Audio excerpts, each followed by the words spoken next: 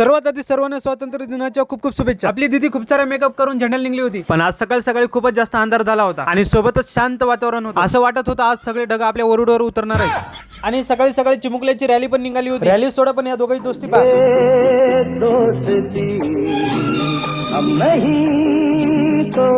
याची कट्टर मैत्री पाहून तुम्हाला कोणत्या मित्राची आठवण आली, ज्याचा हात धरून झेंड्याच्या दिवशी तुम्ही गावभर घोषणा देत फिरायची? आणि तो तुमचा मित्र कोणता आणि आपल्या वेळेच्या घोषणा कोणत्या ते कमेंट करून नक्की सांगा।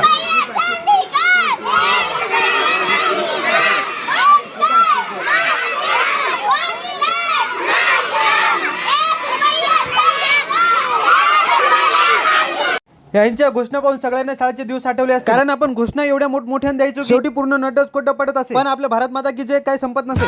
काय पण म्हणारो, पण आपण शाळेत केली मजा ही वेगळीच होती आणि ती मजा करायला आताच्या मुलाला कधी जमणार। शेवटी म्हणतात ना, गेले ते दिवस राहिले ते आठवणी। शेवटी रॅली आली, शाळा ही पूर्ण गच्च भरलेली होती। संपूर्ण गावकरी मंडळी, पालक वर्ग आणि तरुण वर्ग जास्तीत जास्त संख्येने झेंडावंदनसाठी उपस्थित होते, कारण जिल्हा परिषद म्हणले की सर्वजण एकत्र येतात, कारण या शाळेने मराठीची आपुलकी जपलेली आहे। तेवढ्या शाळेच्या अध्यक्षांनी झेंडावर चढवला आणि मोठ्या दिमागात आपला तिरंगा झेंडा फडकत होता आणि सर्वांनी सलामी देत एक साथ राष्ट्रगीत चालू केले आणि झेंडावंदन झाल्याच्या नंतर सरांनी बिस्किटचे पुढे वाटायला सुरुवात केली। जी मजा आपल्या वेळेस 4 बिस्किट खाण्यात होती, ती मजा आताच्या मुलाला बिस्किटचे पुढे देऊन पण नव्हती। सर्वांना बिस्किटचे पुढे देता देता सरांनी आपल्या दिदीला पण एक बिस्किटचा पुडा देऊन टाकला। दिदी आपली काय बिस्किटचा पुडा खात नाही बरं का, म्हणून दिदीचं नाव आणि आपलं गाव असते बरं का।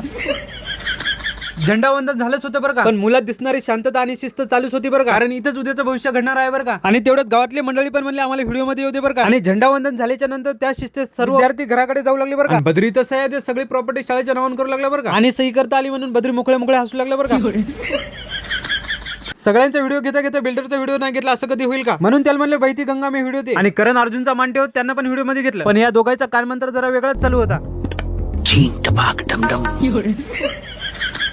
तेवढा आजचा व्हिडिओ इथं थांबव बरं का, भेटूया आता आपण पुढच्या मिनी ब्लॉग मध्ये। तेवढं तुमच्या भावाला लाईक आणि फॉलो करून घ्या बरं का, आणि शेवटी सर्वांनी भारत माता की जय म्हणायला विसरू नका बरं का।